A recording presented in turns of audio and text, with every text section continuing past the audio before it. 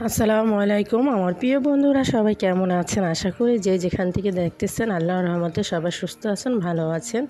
Tasnim Ayra channel থেকে সবাইকে জানাই স্বাগতম।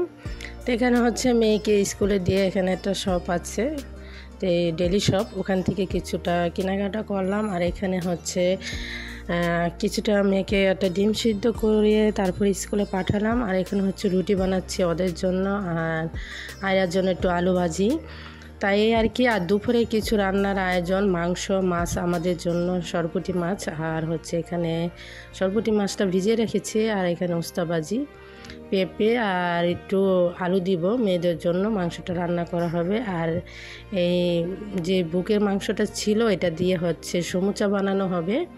তো সেটা সব কিছু আমরা এখন ঠিকঠাক করে রাখবো, রাত মানে বিকালে শুধু ভেজে দিব। দুপুরে সব কিছু কাজ সেরে ফেলি যে বিকালে কি নাস্তা দিব।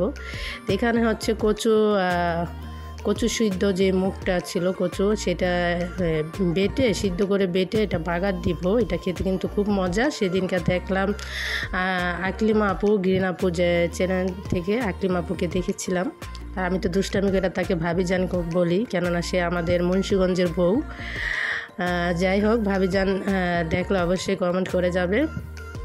তো এখানে পাতিলটা কী জন্য দেখালাম, আমার শাশুড়ি আম্মা কিন্তু পাতিল মাজতে এই দেখেন কি পরিষ্কার, হ্যাঁ কিন্তু একটু পরিষ্কার, সেই জন্য দেখালাম।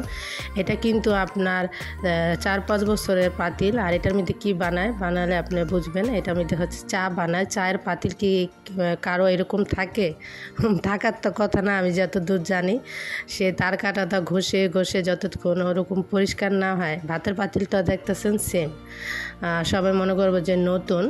আর পাশে যে পাতিলটা দেখছিলেন সেটা হচ্ছে প্রায় যশোরে ছিল। যশোরে তো গ্যাস থাকে না, যশোরে তখন ভাত রান্না করেছিল, তখন 2-1টা একটু কালির পাতিল ছিল, তখন যশোরে মাটির চুলায় রান্না করতো।